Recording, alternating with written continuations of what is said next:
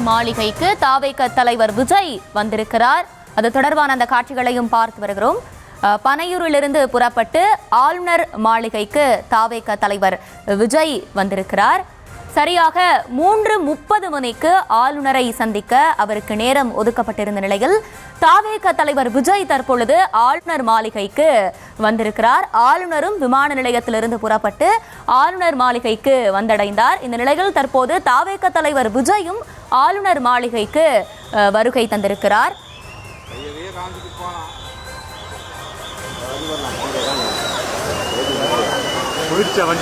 தொடர்ந்து விவரங்களை நம்முடைய செய்தியாளர் முரளி வழங்கிட நாம் கேட்கலாம். முரளி, வணக்கம். இப்போ ஆளுநர் மாளிகைக்கு தாவேக தலைவர் விஜய் அவர்கள் வருகை தந்திருக்கிறார். இன்னும் சற்று நேரத்துல அந்த உரிமை கடிதத்தை கொடுக்க இருக்கிறாரு. இப்போ தாவேகாவை பொறுத்த வரைக்கும் கையில 113 இடங்கள் வச்சிருக்காங்க. ஆனா பெரும்பான்மைக்கு 118 இடங்கள் தேவை அப்படின்னு இருக்கக்கூடிய நிலையில வெறும் 113 இடங்களை வச்சு அவங்களால ஆட்சி அமைக்க முடியுமா? அதுக்கு ஆளுநர் அதிகாரம் கொடுக்க முடியுமா? அதுக்கான அதிகாரம் சட்டத்தில் இடம்பெற்றிருக்கிறார். வணக்கம். சென்னை கிண்டியில் உள்ள மக்கள் பவனில் தமிழ்நாடு ஆளுநர் விஸ்வநாத் அர்லேகரை தமிழக வெற்றி கழக தலைவர் விஜய் நேரில் சந்தித்து தற்பொழுது ஆட்சி அமைப்பதற்காக உரிமையை கோருகிறார். ஏற்கனவே நீங்கள் தெரிவித்ததை போல 113 இடங்களை தற்பொழுது அவர்கள் வைத்திருக்கிறார்கள். ஏற்கனவே நடந்து முடிந்த கடந்த மாதம் ஏப்ரல் 23ஆம் தேதி தமிழகம் உட்பட 5 மாநிலங்களில் சட்டமன்ற தேர்தல் நடைபெற்றது. தமிழகத்தில் ஒரு பெரும்பான்மையான ஒரு எதிர்பார்ப்பு இந்த சட்டமன்ற தேர்தலில் நடத்தியிருக்கிறார்கள். 108 இடங்களை தமிழக வெற்றி கழகம் கைப்பற்றிருக்கிறார்கள். அதாவது சரியாக ஒரு மணி அளவில் காங்கிரஸ் தங்களுடைய ஆதரவு, அதாவது 5 சட்டமன்ற உறுப்பினர்களை நேரடியாக பனையூரில் இருக்கக்கூடிய விஜய் இல்லத்திற்கு சென்று ஆதரவை தெரிவித்திருக்கிறார்கள். தற்பொழுது அவர்களுக்கு 113 இடங்களாக இருந்திருக்கிறது.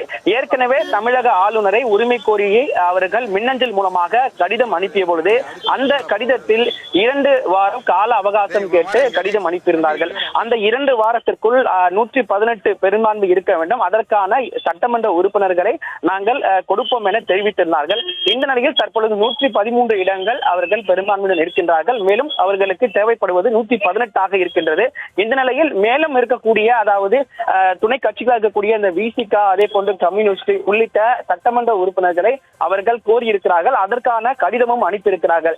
இன்னும் பெரும்பான்மை நிறுவனத்திற்காக அவர்களுக்கு 2 வாரம் கால அவகாசம் கேட்டு ஏற்கனவே ஆளுநரிடம் தெரிவித்திருக்கிறார்கள். இந்த நிலையில் நாளை அவர்கள் ஆட்சி அமைப்பதற்கு உரிமை கோருகிறார்கள். அதன்படி ஆளுநரும் நாளை அல்லது நாளை மறுநாள் அவர்கள் ஆட்சி அமைப்பதற்கு உரிமை கோருவார் என தெரிவிக்கப்பட்டிருக்கிறது. இந்த நிலையில் தான் தற்போது கிண்டியில் இருக்கக்கூடிய மக்கள் பவனில் தமிழக வெற்றி கழக தலைவர் விஜய், அதே போன்று பொதுச் செயலாளர் புஷி ஆனந்த், ஆதவ் அர்ஜுனா உள்ளிட்டோர் தற்பொழுது ஆளுநரை நேரில் சந்தித்து அந்த உரிமை கோரும் கடிதத்தை தருகிறார்கள். அதனை பெற்றுக்கொண்டு ஆளுநர் நாளை அல்லது நாளை மறுநாள் இவர்களுக்கு ஆட்சி அமைப்பதற்கு ஏற்பாடுகளை செய்ய வாய்ப்பு இருப்பதாக தகவல் வெளியாக இருக்கிறது.